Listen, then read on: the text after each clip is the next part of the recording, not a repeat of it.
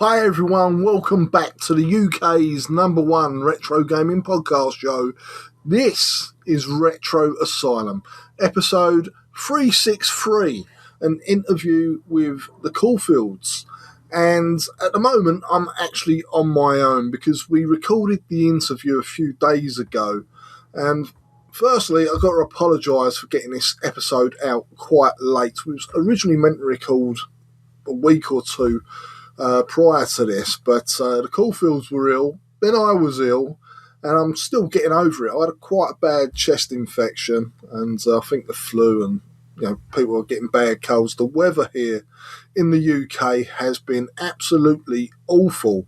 I think it's rained pretty much every day since the beginning of the new year. So I can only apologise, but we are back, albeit at the moment by myself. And this interview was actually Chris Worthington, was supposed to be joining me for this, but unfortunately life got in the way as it does, and Chris couldn't take part. So Steve Erickson stepped in at the last minute. So thank you, Steve, for stepping in, because you literally had a couple of hours notice, and there was no research done. So this interview is totally off the cuff because I prefer to do things the natural way rather than have a load of questions that most of our guests have probably heard before from other people. So we always like to try and do it quite natural. And the Corfields, I've got to say, we've spoken to them a few times over the years, and they are so down to earth, easy to get on with, and it's just, to me, it comes across as a natural conversation. So I'm quite proud of this one. I think it came out really well, which most of our interviews do. Thinking that's me judging. I'll let you be the judge. You might think otherwise, but I really enjoyed it. I think Nicola and Anthony did too, and I know Steve enjoyed it. So yeah. What have I been up to? Well, I've bought an Omnibot 5402, a Tomy Omnibot, which it's not gaming related, but it's something that I always wanted from the 1980s that I never got. So I've bought one of those, and I'm doing it up because it was a bit beaten up, and I haven't actually got it working yet, but that's something I'm working on. What else? Oh, Jim is working on an episode about early Sega stuff. So we will be taking a look at the SG-1000, which is a system that I've dabbled with a few of the games. But we are going to be focusing a bit more in depth with a load of SG-1000 titles by Sega and various other publishers. So that's something to look forward to. And also, we can't forget this, on the 28th of February, me and the rest of the gang are going to be at the Arcade Club in Bury for the Donkey Kong Off event. And that's including Mads and Mark. Hopefully Matt will get there as well, because Matt doesn't really do many public appearances, but you never know, fingers crossed. We'll all be there, so it'll be really nice to finally meet Mads and Mark in person, because Mads is obviously out in Denmark and Mark is from the States. So I can't moan about my journey from Essex up to Manchester anymore, because I always moan about doing that drive. It's a bit of a mission, but I'm not jumping on a plane to get to another country to get here, so that's dedication. Anyway, here we are with the interview. I hope you enjoy it, and I'll speak to you after the interview has taken place. Hello and welcome to the Retro Asylum. It's the Caulfields, Nicola and Anthony. How are you both doing? Very well, thank you. We're good, thank you. Thanks for having us on, actually. We were just having a chat before we came on. We think that the first interview we did with you might have been 2012.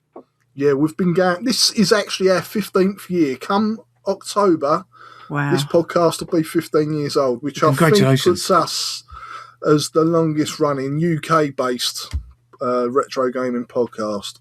Yeah. 15 years. Yeah, We were young when we started Wow. it. You can do a film on us called Sheds to Podcasts. I think when we did the first That's interview, where it happens. Yeah. when we did our first interview together, Dean, I think I could say I was 30 something.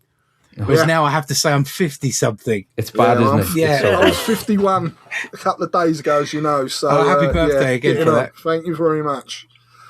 So, yes. Yeah, I'm a couple of years older than that, but it's still Yeah. the right side of 50 Yeah. rather than the wrong Yeah, side. it's nice to Just be early stop counting. 50s. Stop counting at 50. Just stop.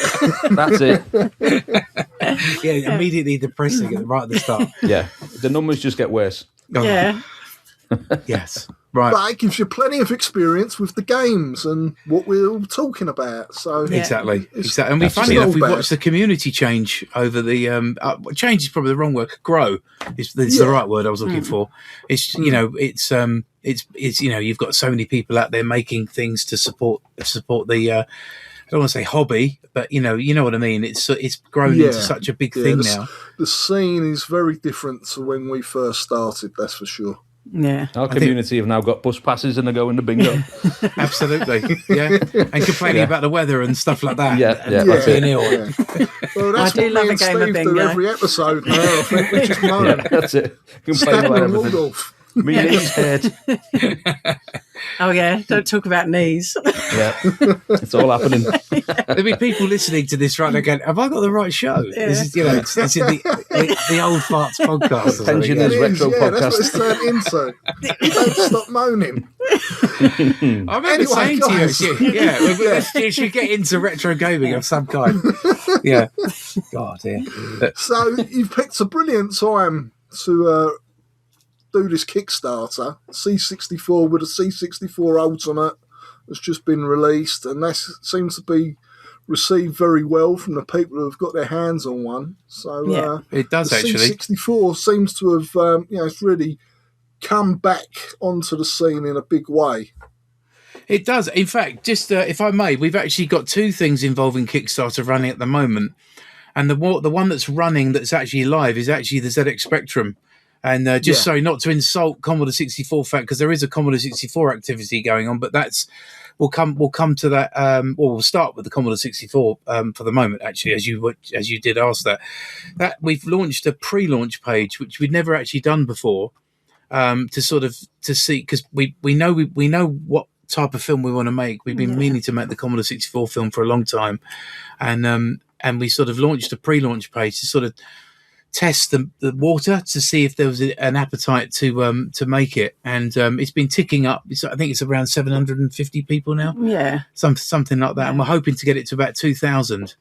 I'm sure those numbers will go up. Yeah. Yeah, I so- mean, it's a film we really want to do, and it's, but it's just we want to, as you say, see what the appetite is for it. So that's why we put the pre-launch page up, because we thought if we can, get that to about 2,000 to 3,000, then we know that people will want to see this film. And obviously the film that we're planning to do will cover right from its roots to where we are now. So it's going to cover the whole story. One of the things as well is the film itself. It's going to be probably the most expensive film in terms of retro gaming that we've ever done, because we've got to bring in that American. Well, first of all, you've got other territories. It's like we've obviously did the Rubber Keyed Wonder in Spectrum, and obviously, yes, there are other territories other than just the UK for the Spectrum. But when you talk about the Commodore 64, you know that there's a large territory in the US, obviously Germany, the UK, other European countries. The Commodore 64 was so successful, and what we know is what people like about our films is we research and bring a lot of third-party archive in, so news footage from the day, rarities and things like that. And it's one of the things we like to sort of specialise in. And I was actually had a conversation with Getty Images today, because Getty now own a lot of the libraries. Over the years, they've been buying up all these libraries, or or curating them, and we're probably looking at about £100,000 just in archive licensing alone for the Commodore 64 film. As soon as you start bringing in CBS, NBC, CNN, the big American names. broadcasters, it's serious money. Yeah, I think it's also like we'll use like news articles and stuff like that, and they get really pricey. You've got to pay for the anchor. Yeah. If the anchor's in the shot, you have to pay Are you for sure them. you don't want to pay us to reenact these scenes for you? We'll do it really cheap. Do it. We could have Me loads and of Dean role and play. some AI. Yeah, we'll put on really dodgy American and Australian accents. And No problem. what have you. You can't wait. I'll tell you what happens is when you start it, when you start the film, what people don't think realise is how crucial archive is. Yeah. Because you've got to look at it. You've got to you actually end up having to research it several times because you do an initial pass, which brings up loads and loads of stuff that you have to then get screeners for or read descriptions of, because not everything's digitized. So you sometimes have to be careful because if you pay for something, I think From Bedrooms to Billions, the number of retro docs that have benefited from Bedrooms to Billions, our first movie in the retro scene, because we paid for all the screeners to be made, which other people benefit from. That's just the nature of it. We've benefited, I'm sure, from people that have paid for screeners. Every time a screener is made, it's then uploaded, you see. So but with the Commodore scene... What's a screener? Well, basically, if you imagine a piece of archive, say News at 10, a screener will be something that the archive house is allowing you to watch that have time code all over it, usually a big cross or something, so you can't go and use it elsewhere. And then you pick what you want to use, and they charge you by the second. And some have minimum, so they might say we've got a 60-second minimum, and our minimum is £4,000 or £4,000. Sorry for overseas listeners. It can really add up, and we'll pick out the segments that we want, and then they send us just that segment. So then once we do pick all the archive, you have to go back through the film then and replace everything, which is quite time consuming as well. But it's nice when you've got to that point. And you also have to watch archive, because sometimes you discover things in the archive that help you shape the story.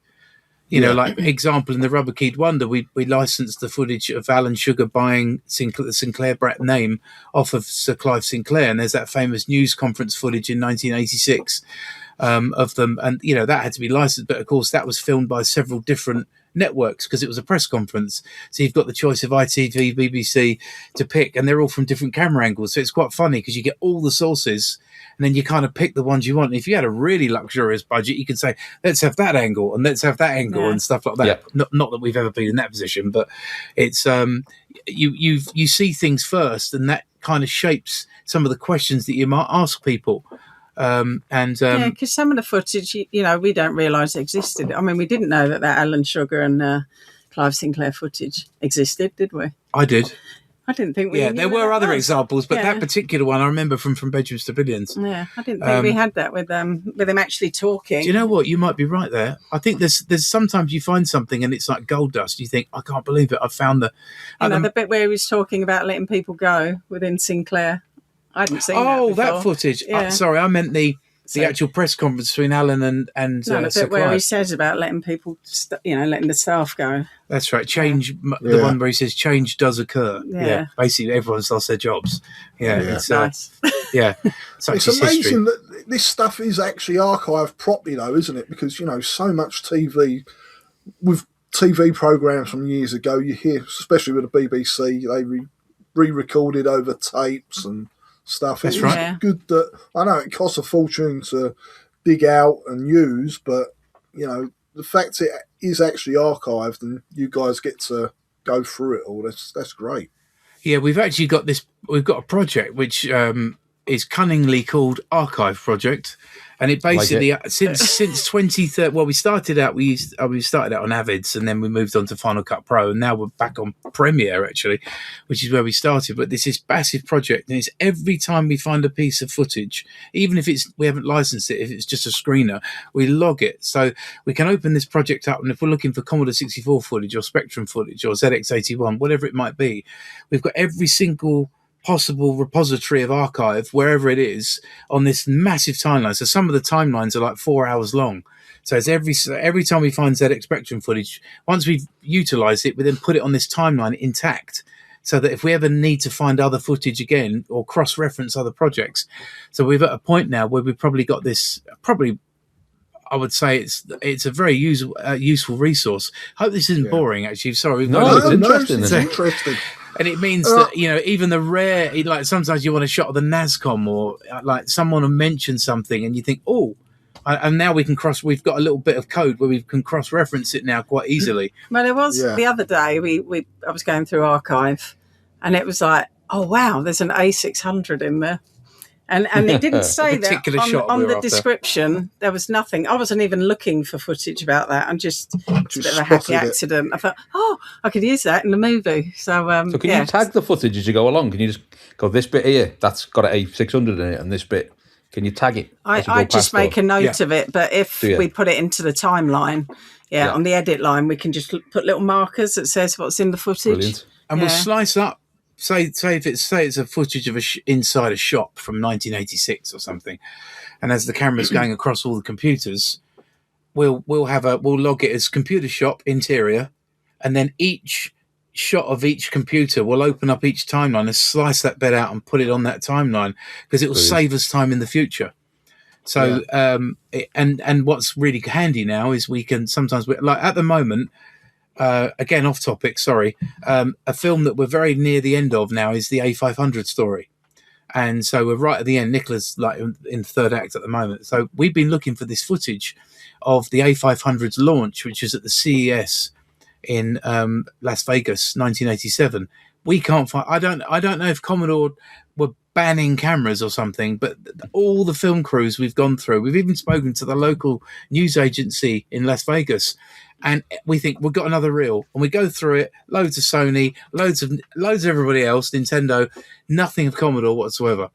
And we're like, what was the problem? They were launching a brand new computer. You'd have thought that would have been a big deal, but you get quite excited because you might get like an hour's worth of footage, and you think they've got to be in it, even if it was just the walking past and they didn't like look at the stand so much, but it's just there. There is nothing. So I'm getting suspicious that maybe they didn't allow people to film. Was that when it wasn't ready really, and they had all hardware, all wires hanging out of it, and that was quite common.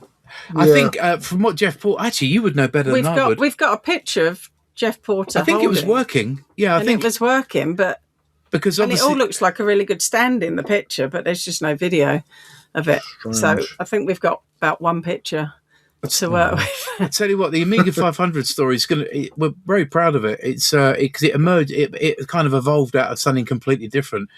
We were going to do an extra on we were going to basically just do this.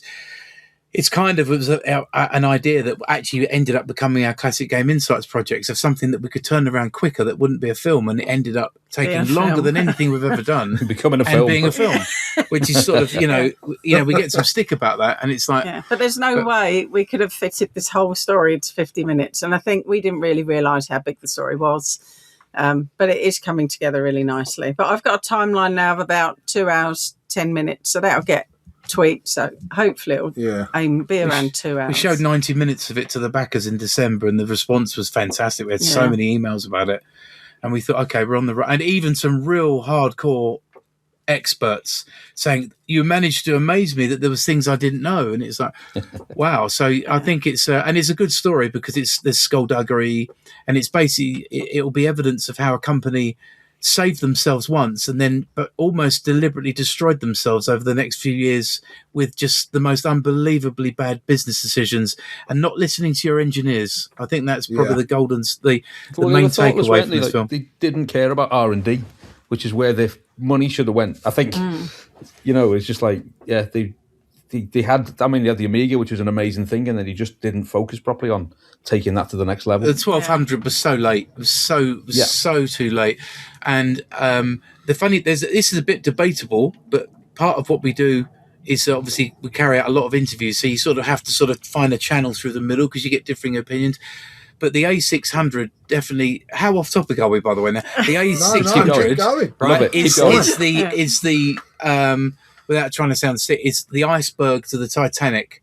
If the Titanic being Commodore, the A600 story effectively cut a big hole in the side of them and never recovered because it was so bungled and to the point of how do you if your only main source of income is the sales of the A500, how can I go about killing all my distribution, all my orders flat? All you do is you just float the idea of an A600 and everyone's going to cancel everything, waiting for the new machine. Because they thought it was going to be better. And I was actually have to buy one. Oh, really? I never met anybody with I got one. I got one as well. It was my first Amiga. Yeah. Was it? Oh no! I mean, what it a did bad work. start. It did work. Well, It was just it not was much missing different. the numerical number pad though, and so many of the games. I remember RoboCop 3. If you bought the original copy from Ocean, it had a dongle that was supposed to That's go right. in the second joystick port. And I don't Oh. think the A600 had the port, so you couldn't load it. I had to go out and buy a copy from Brick Lane Market to get the game running. It was crazy But it things was- like that. No numerical pad either, so certain it games was- you was meant to use that, and it. Oh. Yeah. It wasn't It was so designed by the badly internal. Sorry, didn't mean to interrupt. Well, no, Steve, I was going to that's say it was so badly missold because I think it was initially called the A300. It was That's a cut right, down yeah. 500. You were And editing then I there this was was not editing today. this today. Yeah. Literally, Really? Yeah, all I've yeah, heard yeah. all day is A300, A600 A300, coming in my so- right ear. And if it had come out as an A300, everyone would have known just by the number. Oh, this is a less version. Maybe it's cheaper and smaller. Yeah. But by calling it the A600 and going upgrade when Yeah. it's not, it's absolutely not. It's a downgrade. Is shocking. It's actually it's like completely missold, misadvertised. David Pleasance has always said, "Is it because the logic made sense because the Commodore 64 was naturally declining, with all the, now we're into the 16-bit. So once you get into nudging into the late 80s, potentially early 90s, it makes sense. So we do need something that's at that $99 price point. So we're not really selling much Commodore 64s anymore. Is it possible to have a cut down A500? But Jeff Porter and the engineering team at Commodore had already cost reduced the A1000. They knew the cost of every component in the A500, and they'd already got the cost down. I think by the time, I think it was at less than $400. It was like $350. It was $329. It was continually coming down. But they just said, no way, we cannot reduce the cost of that unit anymore. Unless you want to make any money on it, of course, without effectively removing the Amiga technology. Nothing will work on it. So, no, we can't do it. And rather than listening to the engineers, was it the CEO? No, what happened? This guy came to them and said, I won't name names at the moment until we're Creator of the completely- PC Junior. But he came in and he said, I can cost reduce it. He got the job, and then obviously it ended up costing more to make than the A500. But didn't Jeff actually- Porter said, I told you so. You're not going to get it any cheaper. Yeah. But yeah. Man. When you think of the CDTV as well, these strange ideas of I'll have a stacking hi-fi system, and as if someone's going to stand in front of it and play an Amiga game. Yeah. It's anyway. I think that's a period of time when everyone was excited about multimedia. Yeah. Everything was multimedia. CDs and multimedia. You can get an encyclopedia on a disc. Why do you want that? yeah, but it was But there was £1,000 though. That was the problem. yeah. It's £1,000, and it was if it had been a little bit. Well, that's the thing. There's all these what ifs, but there was some good. I mean, there was Defender of the Crown 2 that was designed for the CDTV. We're going to be hopefully getting a little bit more of that in. Yeah. But you see, it's funny actually. We work quite separately. You think that we do sit next to each other. But we don't talk to each Yeah. other. We don't talk. Like me and my missus. You'll have the marriage.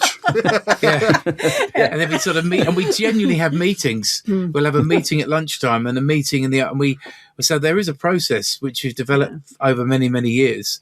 Yeah. And there's things Nicola requests. So I tend to handle archive requests or sort of production elements that might need. So sometimes there might be sound mixing going on or something like that. We've got to coordinate. Nicola is pretty much on editing most of the time. That's pretty much what you do. My happy place. Yeah. I like that. It's nice seeing it all come together. And in fact, if I brutally move away from the Amiga for a moment, and even the original question about the Commodore, the ZX Spectrum project that we've got up at the moment is actually came about because we were over the years, like if we go back to From Bedrooms to Billions, you get your main film, and then we'd have all these games. We were interviewing Rob Hubbard. We got him to talk about various, Commando and various other soundtracks, and same with certain developers. John Hare, we'd obviously do his main interview about how he got into the industry, but in that we also covered Whizball, Parallax, Sensible Soccer, all those games as well. So back in say 2013, 2014, when we were finishing From Bedrooms to Billions, we did the special edition disc, where effectively you got short 5 to 7 minute what we call game making ofs. Fairly obvious person sitting there talking, and you see some game footage over the top.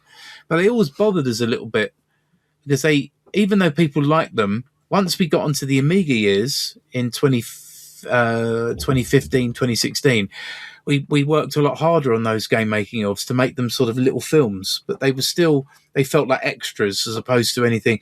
And I think where it kind of changed was a couple of years ago, we made when we were filming for the A500 movie, we shot a 4.5 hour interview with Andrew Braybrook. And obviously we covered all his Amiga, because he's got a very interesting Amiga story, which you'll have to wait into the film to obviously see.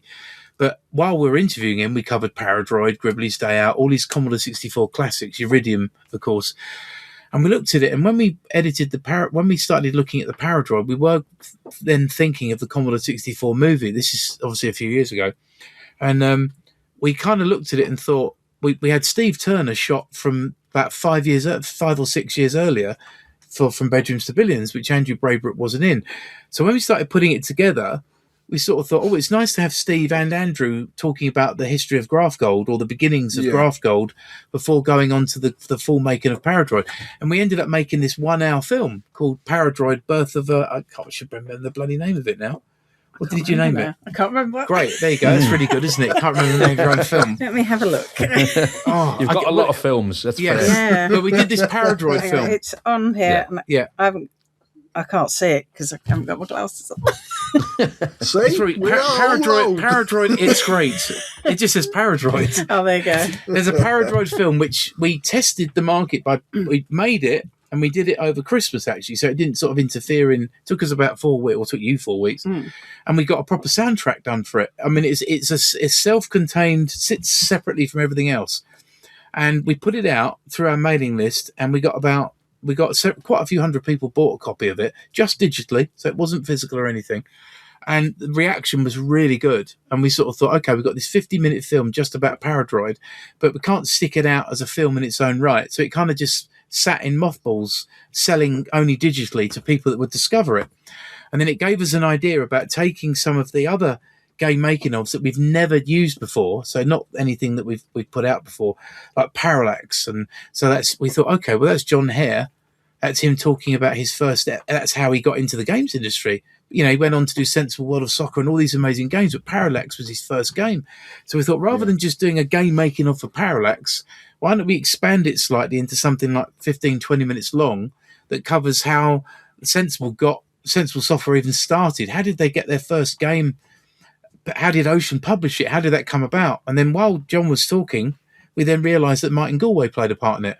We checked Martin Galway's interview, and sure enough, which had been filmed at a different time, Martin Galway talking about how he found the demo that had been sent in of Parallax, and he showed it around, and it ended up them John Hare and Chris going into Ocean and meeting John Woods, and we thought, let's edit this into its own self-contained film, and it came out at about 15, 20 minutes. We have got so much footage. We have got hours and hours of footage, and obviously when people are doing in-depth talking about their games, it's really hard to get that into the film. If you're trying to tell this particular story, to then go off on a tangent about game making off, and that doesn't always work. So it's been quite nice to be able to do these classic game insights. There are, and we're going to hold them up now. There you go. How's that for plugging? Right. Love so it. the idea, and there's an Amiga one as well. So the idea is there's like footage we've never shown before, well, not properly, but it's been properly edited up into self-contained films with their own little soundtracks.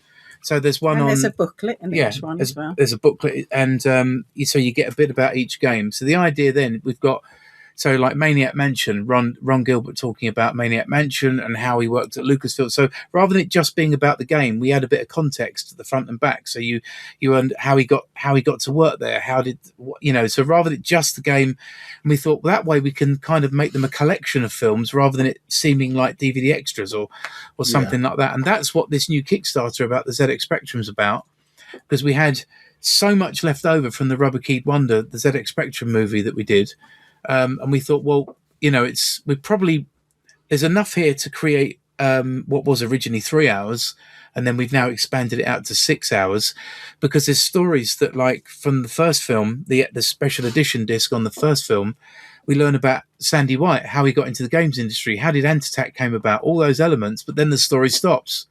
So we thought, well, on this expansion pack, let's pick the story up from just after the release of Ant-Attack, and the pressure that success would bring a new young developer to follow up that massive hit with the next game, which is Zombie. And it's not all game making ofs as well. It's like extended interviews from people that work within Sinclair. So that's quite nice, because there was bits in the film where we could have there was so much we could talk about that was happening within Sinclair, but it would have probably added another hour onto the film. So one day we'll do a film that's about 3 or 4 hours long. Richard Altwesser and Dr. Steve Vickers, that were the key engineers on the creation of the ZX Spectrum. They obviously, it's in the extras, we just have that part of the story, and in the main film, obviously. But on this expansion pack, should it get funded, we're going to be able to talk about the Jupiter Ace. Why did they leave Sinclair straight after the Spectrum? Why did they develop the Jupiter Ace? What happened with the Jupiter Ace? You know, a lot of you probably know, but it's nice to actually hear it from them and has edited it into a proper, say, 25-minute film. So it was kind of a way of fitting, because I don't think there'll be much. There won't be. It's not mining for gold. It's actually saying, right, rather than putting sort of unrelated extras together into a sort of a tie-in, let's actually make it so it's a collection of films that are specially made that makes sense. We've got a good word for it. It's a companion piece. Oh yeah, companion piece. I like that. A companion piece. Yes. Nice. Sounds good. Another example. Very smooth. Yeah. You've got Stuart Fotheringham on the second disc of the Rubber Keyed Wonder. We've got the story of the ill-fated third Minor Willie game and the famous Holt Road incident. We've had so much fan mail about that because we've got the photographs from inside Holt Road. They tried to sit down, and what happens when you give young kids access to money and alcohol and God knows what else, they don't come up with much of a game. So Stuart got fired, which is well known. But then this expansion pack, we pick up from where it left off, and it leads to Nodes of Yesod and the creation of Odin software. So, and Denton Designs are on it as well. So again, we learn obviously the Bandersnatch. We get the full making of what happened with Bandersnatch, and then how Denton Designs were founded and go on to do Shadowfire, Gift from the Gods. You know, there's amazing games that they went on to do. You know, it feels like sort of from a sort of collector myself, it's like completionist. It's like, right, we can get these stories out and they at least exist in some form. Yes. I gotta stop talking for a minute. I thought I've been talking forever. I've been waiting to cough. I apologise. I better have a drink. No. Oh dear. No, that's all good though. Well, it should be. It's we're sort of looking forward to doing it, and obviously, if anybody out there wants to support the expansion pack, the ZX Spectrum expansion pack Kickstarter, just Google it just check it out on Kickstarter and support. We've got some good stuff on there, some nice, and we've also got a prize. Henrique Olafus, who's in the Rubber Keyed Wonder, is donating a magenta Spectrum Spectrum Next that he's going to sign. And as far as I know, it'll be the only one he's ever signed. So it'll make it a rare one. So that's a prize. Anybody that backs the campaign, anybody gets entered into that draw, which we'll be doing probably about 2 weeks after the campaign finishes, as soon as it all settles down and we know who's remaining in the campaign and everything. Well, that's Dean entering the draw then again. Yeah, that'll be me going for it. He's straight in. Dean 1, Dean 2, Dean... Yeah. Well, I have backed the Spectrum Next. I've got the first Kickstarter. I didn't get the second one, but the third one I'm waiting on, obviously. So but I just went for the normal black one, so a magenta one would be lovely. It would be, wouldn't it? It's but I've got the Chaos One version here. Yeah.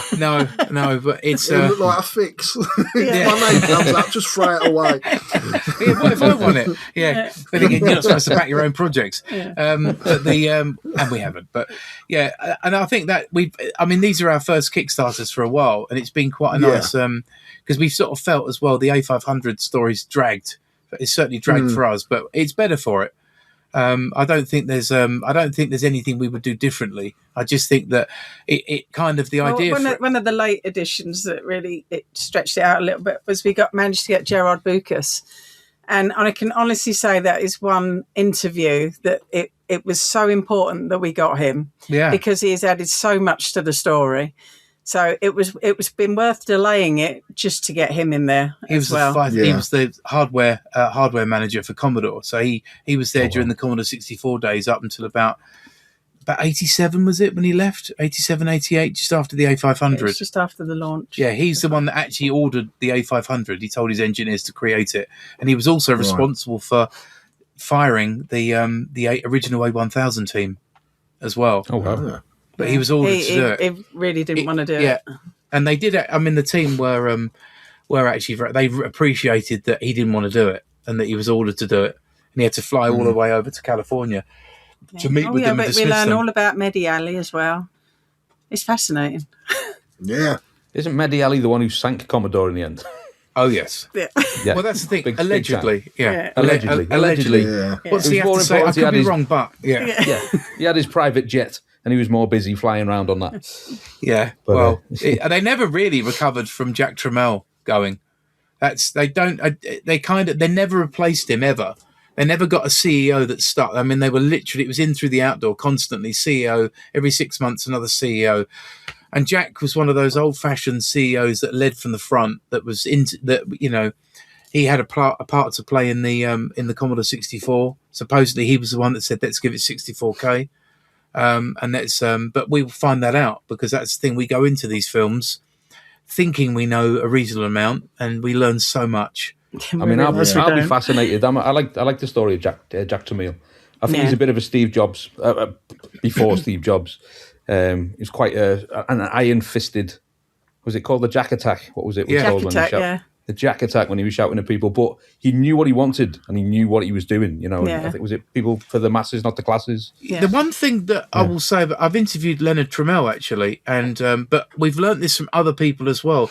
If you were a victim of a Jack Attack, one of the things that actually I don't mind about it is that once he did it, he would only really do it for a good reason, and then once he did it, it was over with. It wouldn't be annoyed with you the next day or something like that. That's what people would say. And even Gail Wellington says that she was victim of a couple of Jack Attacks, but she loved him to bits. Yeah. But she said the next day it's all fine, it's all forgotten. It was just that needed to be dealt with, and the engineers understood that. I remember reading as well that he sort of did it to see how people would stand up as well. Yeah. Like, he was a test of character. If you stood your ground, he liked you. But if you wilted and fell apart, he was like, "No, you're no use." He wasn't a micromanager either.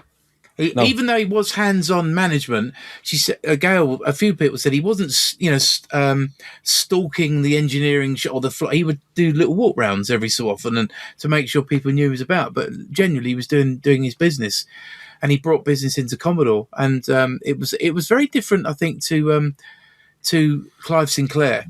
Clive Sinclair wasn't necessarily a great business person. He was a genius engineer, a genius inventor. Whereas Jack wasn't so much an inventor; he was a great businessman that used good engineers and knew how. In that sense, when he left, as is well known, when he left Commodore in '84, he took a lot of the great engineers with him from Commodore to Atari, and set up a great rivalry. Whether it's probably possible that I think Jack would have, if he was still at Commodore in '85, they still would have bought the Amiga technology, but I think Jack would have got an A500 out very quickly.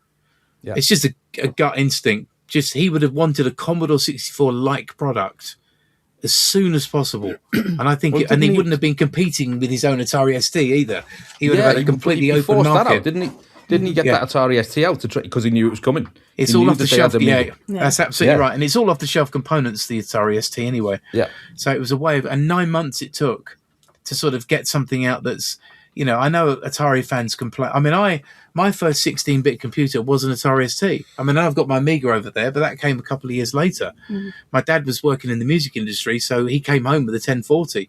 I was absolutely over the moon. I wasn't sort of concerned. I remember it had a funny smell, though. We'll say that. If anyone remembers. Does anyone remember the funny Atari STs had a funny smell of failure? That's what it was. I didn't say that. This is the thing, though. I think the perception of the ST is that it was a failure, but for a while it was doing really well. It wasn't a failure. No, it wasn't a failure. It wasn't a failure. It wasn't at all. No. Take that back. No. It was. That's it a created slur on its name. Yeah, it wasn't a failure. It wasn't as good as the Amiga, but it did have like, for example, it had a buffered MIDI port, and that's why it was in so many recording studios. And an Amiga wasn't. I had one for that purpose. I'm a music producer, still am. But that was one of the first things why I got an Atari ST. Yeah. Even though I had an Amiga, it was the MIDI ports on the side. We went to. I took my son to Abbey Road a few years ago just for the walk round thing. Excuse me, sorry. And up in the corner, just for posterity, was an Atari. It was a 1040. Nice. With all their old equipment, and it's like everybody had one, so they were able to, they were able to get it out there. But it kind of doesn't really matter. I think that's one of the things about hardware is that some Amiga fans will tell us that it caused the demise of the Amiga because so many developers had to cross develop between both systems. But I don't think it was that big a problem.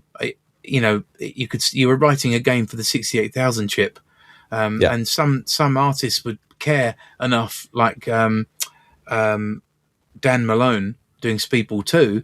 He did a different, he actually bothered to create a different color, a graphic setup for his Amiga version of Speedball 2 from the Atari ST, because he couldn't bear to see just the Atari ST version out. So people did sometimes make those differences. Well, at first it was hamstrung because the Atari ST was first and the Amiga came after that, and a lot of the games were straight ports from the ST, and you could tell. And then once the Amiga got on its stride and they started using the Blitter and all the extra chips, you then knew this is the difference now. And the Amiga did outlast the ST. I think the ST, well, at least I think it did. I mean, this is the thing. Trying to get information about actual statistical information about the A500 is difficult. But you heard that from the edit today, didn't you? Yes. Gerard Booker said that. Nice. I'm just turning the radiator down a little bit. It's Alan Parker. Toasty in It's here. hotter than the sun at the moment. There we are.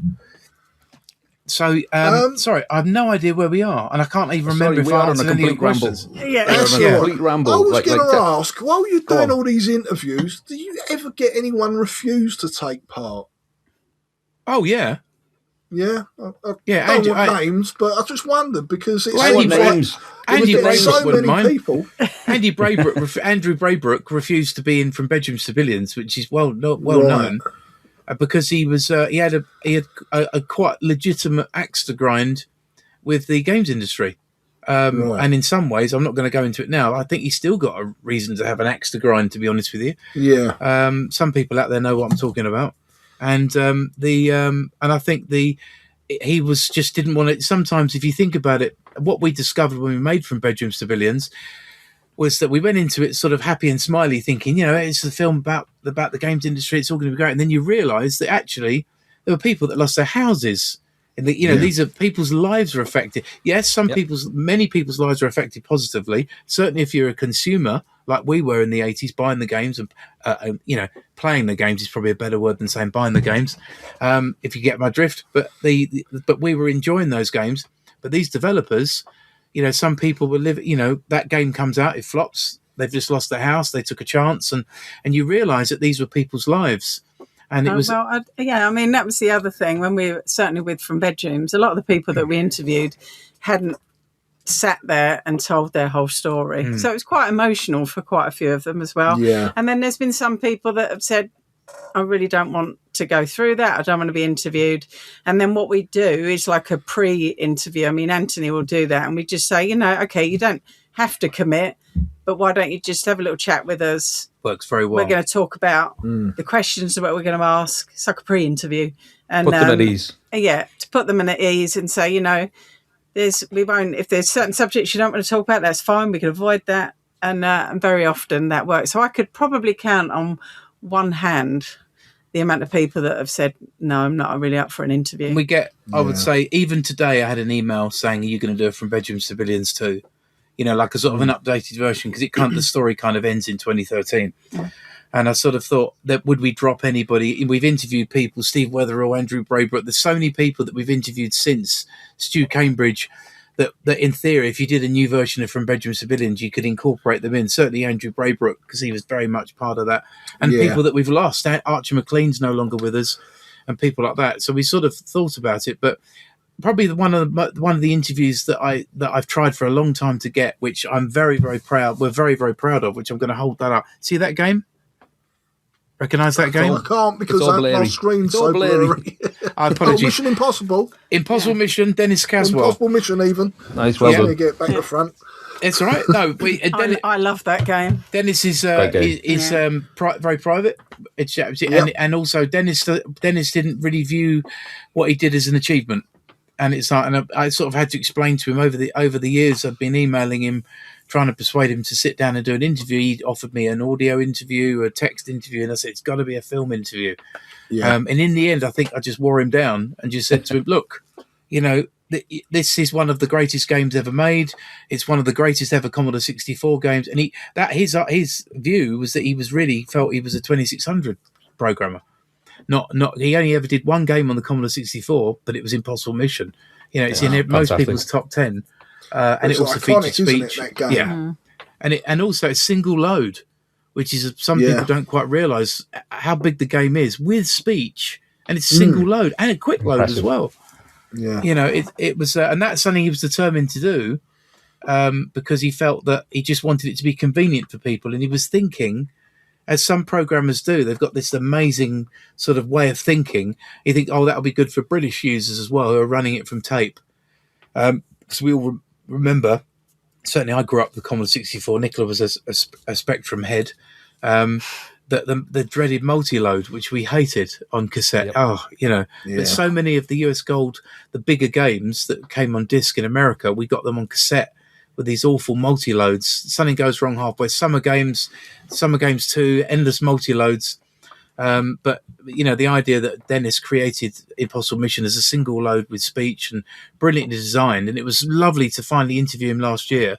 And he's going to be in the Commodore 64 film, and we've got him front and center in this new Commodore 64 Classic Game Insights. So, and I think it's like we're building up so many interviews now, and like you said, a few people that we've interviewed have passed away. So it's nice to know that there's probably a 3-hour interview of these people that are no longer with us, and you think that's held now in history. Yeah. You've got their whole life story story. can still be told. Yeah. Yeah, so that's really nice because there are a few people that I'm not sure in these. I can't remember all the edits that I've done, but I think there's some it people. sounds like in we're there being that have flashed, passed doesn't it? away. Oh, it's so it's not like that. Do you know what's really hard? It's because today I've been editing the A500 story, and then it's really hard to just remember all the other bits that I've done. So And I've been working on the PlayStation project, Yeah. so both of us have worked on different projects today, and I'm completely stuck in Driver.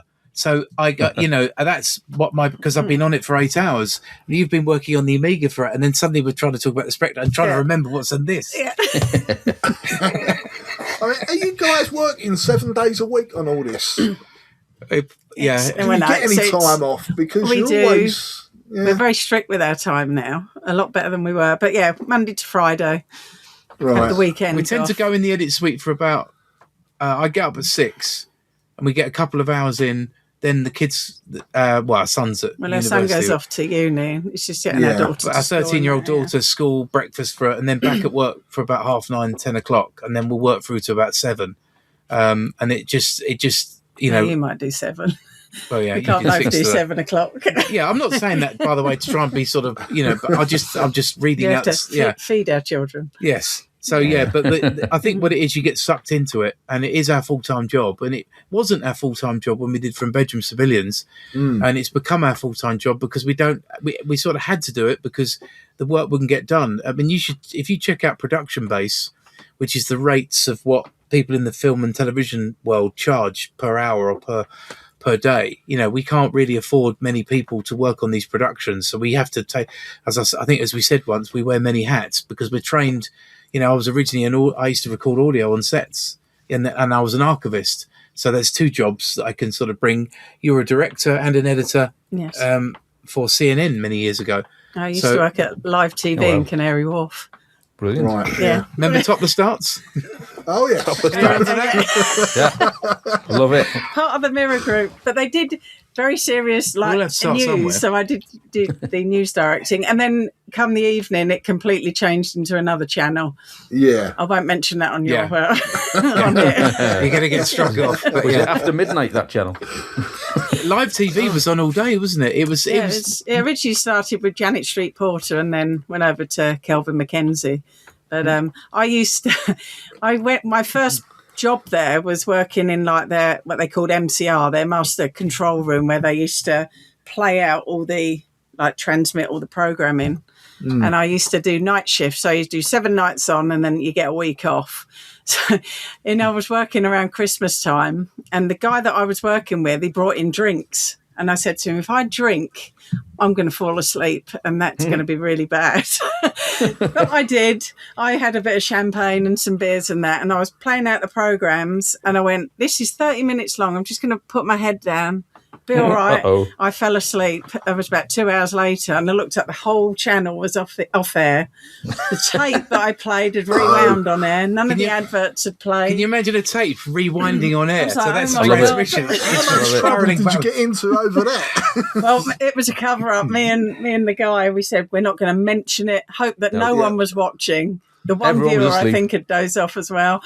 And we never put it in the book, and we got away with it. I thought I'm going to get the sack for that. But A tiny addition to that story was I was a freelance cameraman at that time. So this was about 97, 98. And I bought Nicola. I tried to buy her a PlayStation for Christmas. So I couldn't get it. It was sold out everywhere. So I ended up with an N64 and a copy of GoldenEye. Because the guy said to me, trust me, this game's absolutely amazing. You'll love it. And I came from Tottenham Court Road with an N64 and GoldenEye. And you were at the Canary Wharf building, so I went up there that night and we wired it up, plugged it in, and I was like absolutely blown away with, we were playing GoldenEye, but I remember passing out, falling asleep, waking up. I didn't work there, obviously, and then seeing you asleep and the tape rewinding on air. I think something's not right there. Oops. Yeah. all fun and games. Yeah, but that's long time ago. Oh, lovely job. Yeah. I It really is. enjoyed that job. It's one of the best jobs ever. Yeah. And now we You've do got this. a PlayStation project as well coming up, you mentioned. Yeah, it's this classic game insight. So we've done an Amiga one, which is full of Amiga games, all as individual little films. So you've got like everything from brains We've done blank. Amiga, we've done Commodore 64, And we're doing then a- the third one is the PlayStation. And the idea behind them is they turn around a lot quicker, so we can edit them a lot quicker, send them off sound mixing and grading. They come back, and eventually we've got 3 hours worth to go out on the Blu-ray. A bit like doing a quick turnaround book. So they're not. Whereas when you're doing a full 90-minute or 2-hour film, it's totally different. It takes so much. It can take up to 2 years to edit something like that together. And with the insights, quite a lot of that can be handled by other people. So, what I'll do is do like what we call an offline edit, pick out all the shots that we want to use. And then if there's game footage that we need, we have people that we use that will do all the game footage for us. And then they send that to us, and then we just lay that over the top of the edit. In fact, and that's the same with the PlayStation. Yeah, in the last couple of months, we've had some quite big, in terms of sort of numbers, YouTubers reach out to us asking, can some of our footage be used under your stuff? And it's like, that's even more helpful, and that's the community helping the community. Yeah. It's nice because it's nice that people are actually watching our stuff, and it sort of gets around that we're trying to sort of record, and we sort of say to them, you're recording history as well, by capturing these games in such high resolution. Certainly with some of the PlayStation games that we're covering, they're really long games. So it's really hard, and you might want a bit from right at the beginning of the game, right at the end, and then some bits in the middle. So they're quite happy to do a playthrough for us, which is really nice. But someone we once said, just won't get the time to do it. and also our gameplay can be ropey because that's another word for terrible. Because like from Bedrooms to Billions, someone said, or was it the Amiga? Someone said, I really like that montage where you kept all the clips really short. And I thought the real reason is that I'm such a terribly bad game player. Same here. That's as far as I got. So once people start actually, somebody sent us some footage for we're doing a film about Shadow of the Colossus and Eco at the moment for this PlayStation project, and just getting footage of people playing the game really, really well means the footage looks better rather than me attempting to sort of not fall off a platform or something like that. Yeah. Just so we can show the I clip just for a moment. love the music from Eco. Not quite sure you said it, but I love the music. That game, by the I way, think- is one of the most. That game was one of the most influential games of all time. Eco. It comes up Really? all the time. People call it Ico or Eco. Ico. I got it. Ico. Ico. And that game was its roots are from the Amiga. So I know some people know this, and a game called Another World, which Americans know is out of this world. That's right. So everything linked Another roots back. You can sort of, and then Eric, who created Another World, he was inspired by games from the 80s, which root back. It's quite interesting when we sort of, when you sort of track some of these links that someone was in. Neil Druckmann, for example, was heavily inspired by Eco and Another World, which he knows as another out of this world. And he says that, like, for example, huge amounts of The Last of Us were inspired by Another World, which is crazy when you think about it. But well, not crazy, but isn't it confusing when games are called different games in other countries? Yeah. Sounds Those games, I mean, like I remember completing Another World on the Amiga, and it was breathtaking. Yeah. There's no score, there's no health bar, there was no nothing. It was like almost like being in a film. Yeah. And I completed Ico on the PS2, and I think it was probably my favourite PS2 game. Yeah. Because it's one of the first ever games where I felt completely emotional by the end. Yeah. You're looking after this little girl, and and the things that are happening, and I was just like, oh my God. Yeah. Not many games have ever made me feel like emotionally like welling up. And Yeah. I was like, this is something else. This is on a different level. This is incredible. yeah, and that's the thing if you think about it, when games in the very early days, if you're emotional about a game, it was probably either anger or happiness from your own gameplay. Did I complete it or did I die while trying to play? Yeah. But then as you move a bit further forward into the mid-80s, you started to get these situations of being emotionally invested into the characters. Yeah. And it's only when when you start moving further forward, you start thinking, wow, I care more about the story of this game than I necessarily do about whether I'm going to play it through. It's quite interesting. Though some games, what was it? What was the game that had the 9-minute cutscene that you couldn't skip? Oh, Eternal Darkness. Yeah, Eternal Darkness. I absolutely loved that game. I thought it was one of the best games I've ever played, but I got to the end and I hadn't picked up this sword, which would have made the final boss quite easy to defeat.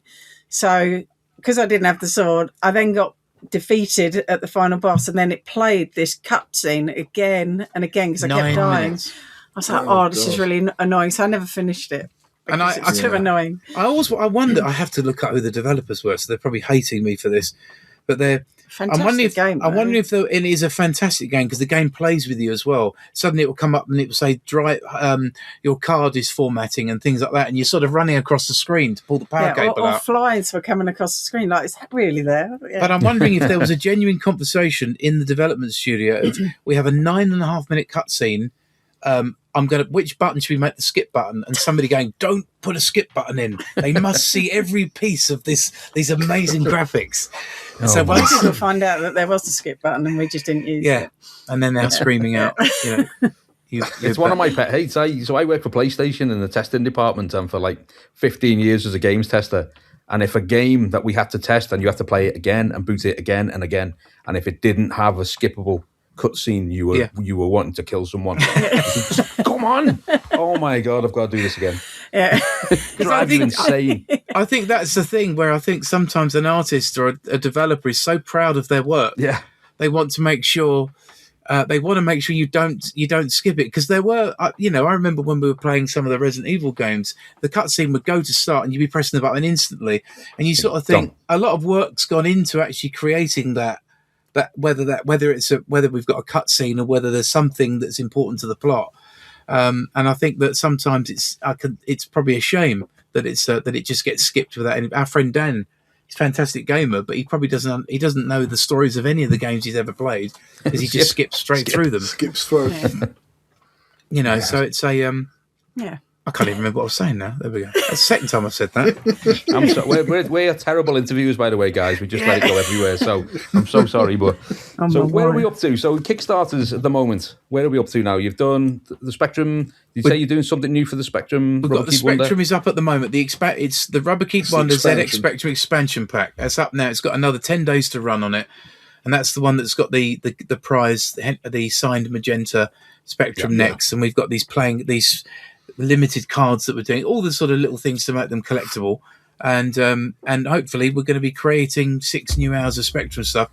The Commodore 64 film is a pre-launch page, which is also up on Kickstarter. So if there's any Commodore 64 fans, all you have to do is go there. Don't pay any money or anything. You just click the notify me button, and the number will Yeah. go up. So we're trying to get that to 2,000 I'll at click least. that in a bit. I mean, I only found out about all this tonight, about an hour before the interview. Yeah. Dean was like, Chris, jump on. Pulled out at the last Chris minute. pulled out, Yeah. so bloody Chris.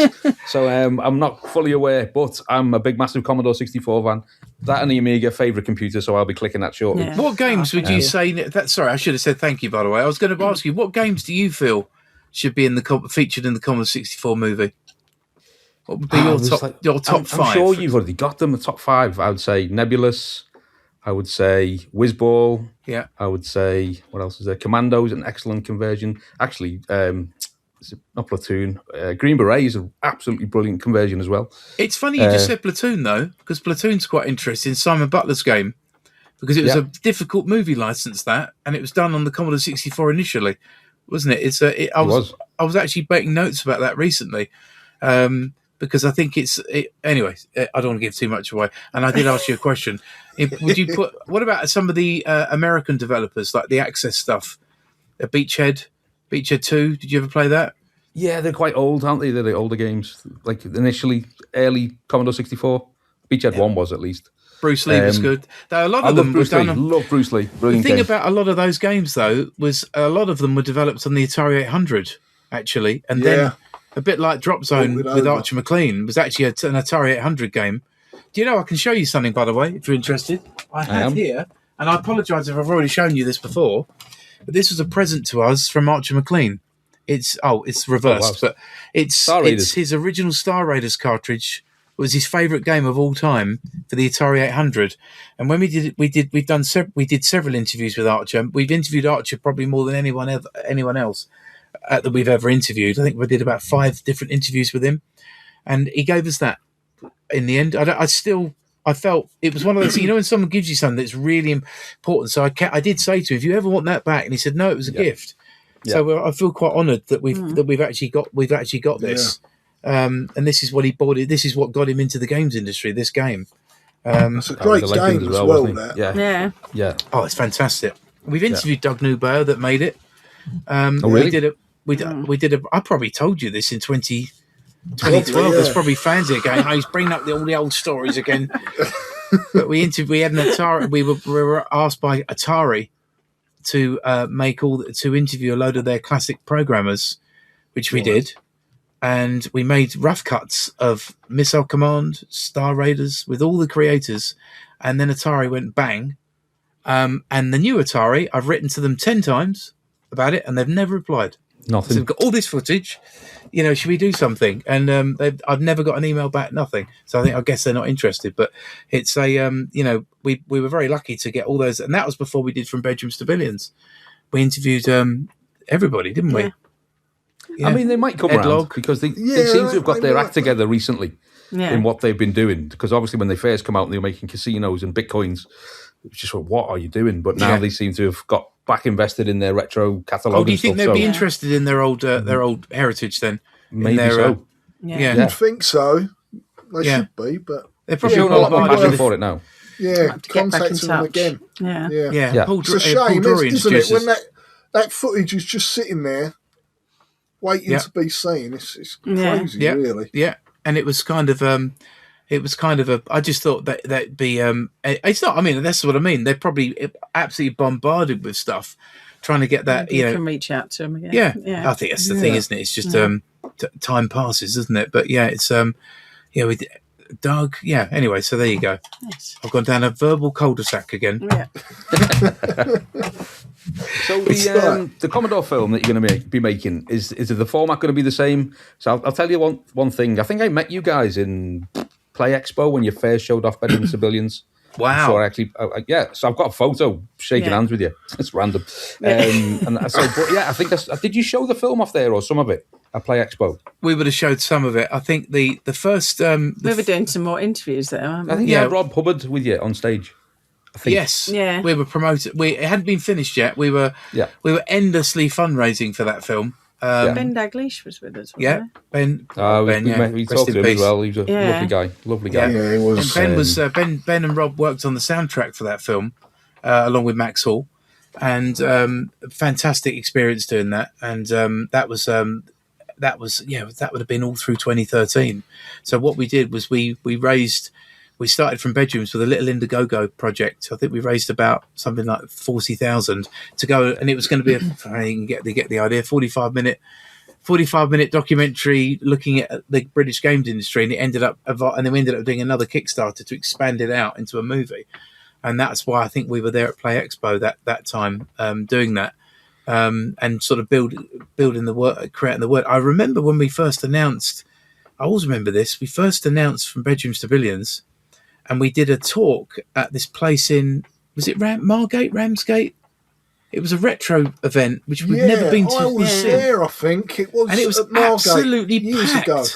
Yeah. It was Is that where we sat on the stage? Yeah.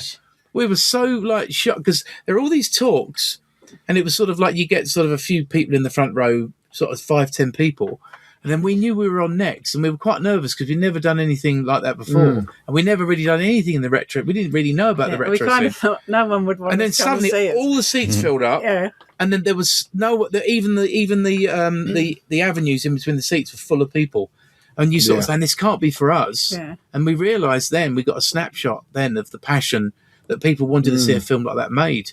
And there wasn't anything around at that time that was like that. And I think we got a feeling of it created a lot of pressure that, actually, this has got to be, it's got to be really good, and it's going to have to be expensive, and it's going to have to be this. And I think that's why we decided to then do that proper Kickstarter, because we sort of saw it as a proper film. That must have been around 2012. Yeah. I'm I think it was February. It was literally a few months after we started Retro Asylum. And we were nearly killed on our way there, would you believe? I was. Remember? 2012, I was pregnant with Jessica. Yeah, and somebody spun off. So we were driving to, and I remember a car in front of us spun round really badly, and we literally just nipped through the gap between before them hitting the reservation. That's what you need on the way to So it was doing like, a talk. From the Starsky Hutch moment. Yeah.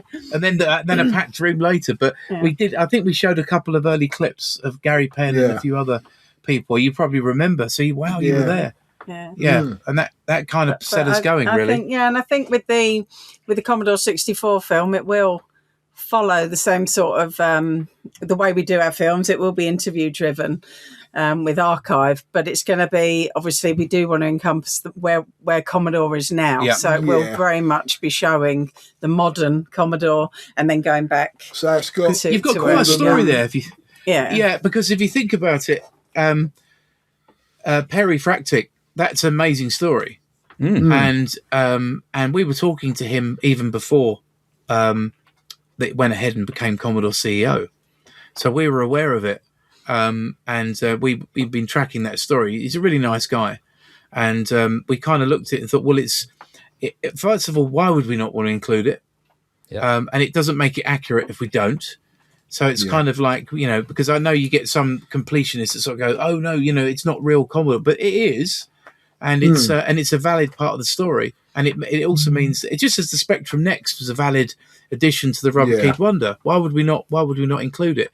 Anything if it's the ZX Spectrum Next. So with the C64 Ultimate, it's really amazing what's happening right now, and it's just interesting to see what's happening. So the idea of, if the film gets funded, we'll go and be doing extensive interviews and covering what they're doing.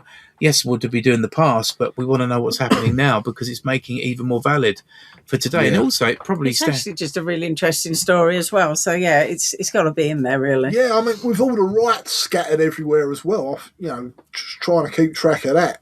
Yeah, that's quite difficult. So there is a good story there. Yeah, well, there is a good story. The funny thing with that is as he did it, absolutely loads of doubters. So many people like, this is going to be rubbish. This is going to fall apart. He hasn't really got the rights. Blah blah blah blah. And then very quickly he put the Ultimate out and very quickly delivered on it. That was the surprise. The professionalism. The deliveries were landing really fast, and then the reviews started flying in of the computer itself, and people were like quite blown away. It's a good with the product. level of what they don't. Like so much thought had gone into it. I like the way that was his key focus. Because it was like, even with us, it was like, quite rightly, we're on the back seat. He's focusing and prioritising getting the new product out and making sure it's good and it's delivered. And I think that was the right move, because then it kind of sets them on their way. They've got that sort of that sense of, they're a proper Quality. company. Yeah, of quality. Quality. And people Well, are reviewing it well, aren't they? They are, but the same applies to you guys. So, like, you now getting a reputation for excellent filmmaking, and Thank you. The passion of what you do shows through. Absolutely, the care, the affection. Even you talking about you building this archive timeline and keeping all that history. Well, I think it's great that you explain that, because there's some people, I've seen comments on Facebook. Sometimes people they say, "Why are you doing a Kickstarter when you could buy a copy in HMV?" And the money, because it's that you expensive guys to have make this stuff. It's expensive, and you guys explaining it, I think, will help people realise, you can't just make these things out of nowhere. It's time and... Well, I think sometimes it's very nice of you to say that, and I think the thing about crowdfunding, the thing about that we've always stuck to from the very first time we did the first From Bedrooms to Billions Kickstarter, is that you're trying to make it so that you're part of something, so you get your name in the end credits and all of that sort of thing.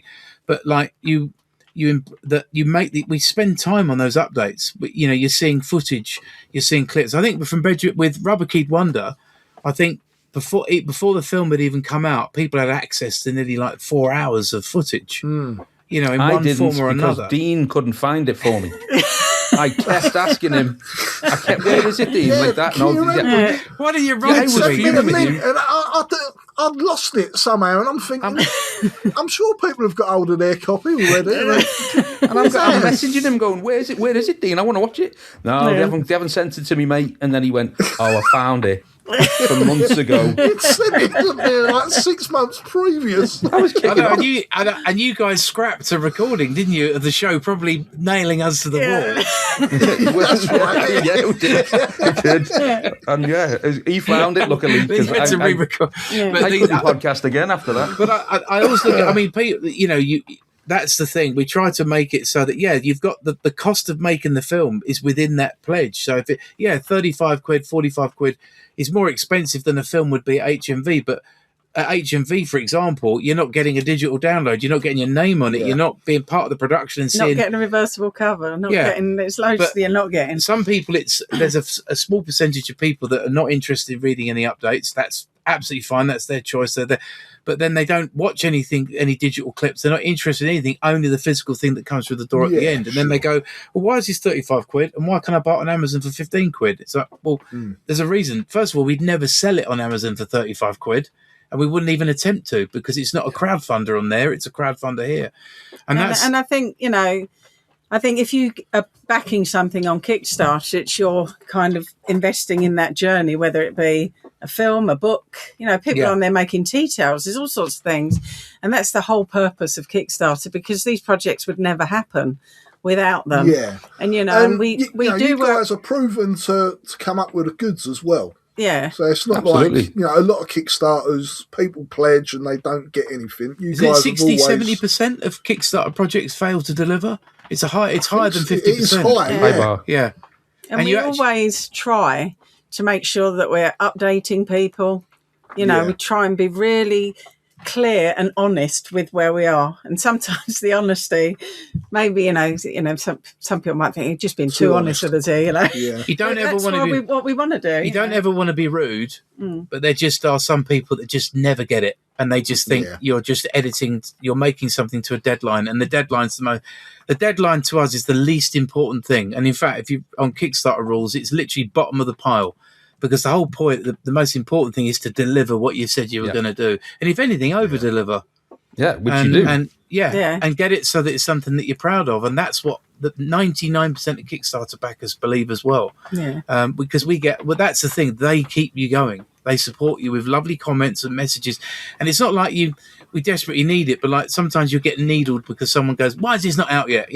Hopeless or something. And you're like, and you think, I've just submitted, it took me 3 hours to write that update and put that bit of video up, but that's the thing. But the amount of times we get that, it's probably, I could count it on one hand. It's true. It's always overwhelmingly positive. It is, it's quite right. And then we do get some really lovely comments. Yeah, it's mad that you even have to justify it at the end of the day, because people know what you've made and people want more. Yeah. And if you're back in a Kickstarter, it's because you want that thing. So these people who are complaining, do you want this nice stuff or not? Yeah. Like, you know what I mean? HMV's not going to make you a documentary on, you know, all the retro gaming scene and everything we grew up with as kids. It takes guys like you who are absolutely passionate to make that stuff that we want. Yeah. And so, you know, that's why it's worth backing. That's why it's worth putting your hand in your pocket and following it and getting the updates. And then I love all the extra bits you do as well, like that. I made Dean buy me them all. I did. I did. It's true. Yeah. And the thing is, all the updates are always still there. You see, because I think there's like we'll put bits of archive up that we found. In fact, I screwed up big time with an update I put out last Friday to the A500 people. We've been waiting for this German footage of Commodore Germany. I can't tell you how long it came in. It was 4 hours long. And I thought, right, because we were doing it. We were playing. It was my fault completely. Right, Nicola's is absolved of any wrongdoing on this. Thank you. I was because I'm such a geek. I was so keen to share some of it because I know there's some real hardcore Amiga fans out there who write really nice messages. I thought, right, this is for the fans. And I went through it. The one bit I picked was when the German crew went to America. So I got messages saying, "This isn't German footage. It's clearly American." You'd written inside. I'd written. Finally, we've got footage from inside Commodore Germany, and literally, because the footage, it's what we call the camera roll. So it's not like the master program. It's whatever the footage was in the camera. So if someone's walking down the corridor, the cameraman will sometimes leave the camera rolling, so you just see their feet. So if you imagine, if you're going through 4 hours, you're looking for a few seconds that look like they're framed properly. So I found this really nice bit that showed the Commodore logo and everything else, and I just picked that bit. And for some strange reason, I just thought that'll do, because I kind of prefaced it in the update and said, "Oh, this is just something hot off the press sort of thing."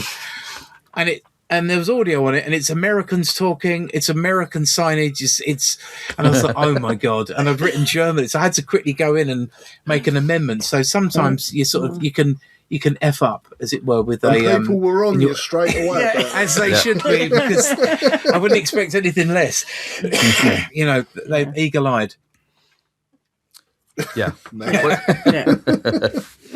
I think it's great though, guys. I mean, it's brilliant having you guys doing this stuff. You know, we know. I mean, I'm definitely not going to name any names, but we know people in the industry who make a buck out of it. That's what they do. There's not so much care and attention paid to what they put out.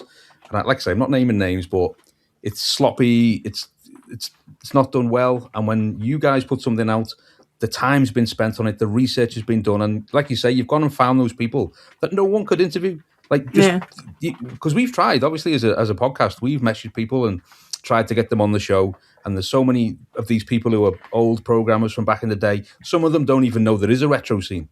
It was a job, and it ended, and that was it. And they're suddenly like, "What? People still like my game? They're still playing it."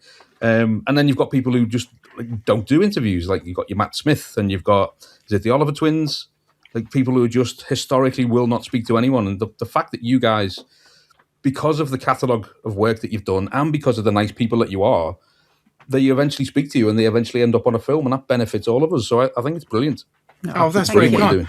We have got a few people lined up in the next year or so. Actually, we're quite excited about. I can't really say until we're quite superstitious until they're in the can, but some of them are extremely famous, well-known game developers today. Let's just say they're in a awesome. But we can't say anymore. But yeah, brilliant. I might have even name dropped him earlier. Yeah, it wasn't the Oliver twins I meant. It was the Darling. The Darlings, the Darlings, not the Oliver. The Oliver twins will turn up to anything. I think you probably mean the Stampers, don't you? You mean the Stampers? The Stampers, yeah. I got there in the end. I was just thinking. No offence, the Oliver twins will turn up to the opening of an envelope. Open loads of times. You open your fridge and they turn up. They're on the expansion pack. We're doing Dizzy. Finally, we filmed. Obviously, the Oliver's interview was very long, but they and I mean that in a good way. They're in. Did they finish each other's sentences? They do a bit. They did when we good double act. Yeah. Good. But the Stampers, we did get a message from Tim Stamper about 2 years ago, because we asked him. I'm sure many other people have got ways. You can get messages to people if you really try. And we got a message to him saying, "Look, would you be interested in being in the Rubber Keyed Wonder simply as an artist? Just come in and talk about art. We won't talk about the business or anything else." And the message was very nice, polite. It said, "I'm not ready to share my story yet." Okay. So it was like, okay, it's, it's something. Hopefully one day. Yeah. Yeah. But we did send a It's copy of better the than film a as blunt well. no. Yeah. Yeah. Having a or yes on the end's nothing. good. Yeah. Yeah. Yeah, not to respond.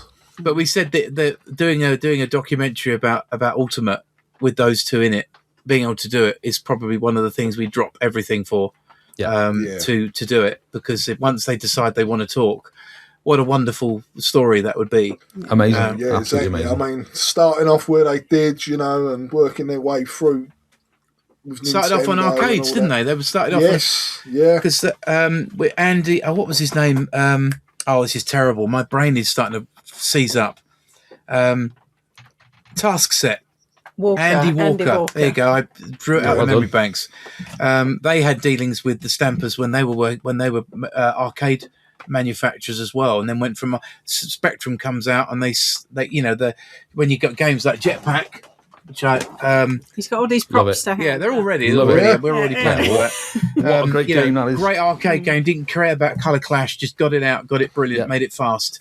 That's that thing. I think there's a wonderful story about Ultimate there, and really it should be remembered because they're very, very much part of British history. Yeah, hugely so. A very, very important chapter in gaming history, but also just in this country's history. So hopefully one day they will talk to us. Do you know something? I think you two should do a podcast.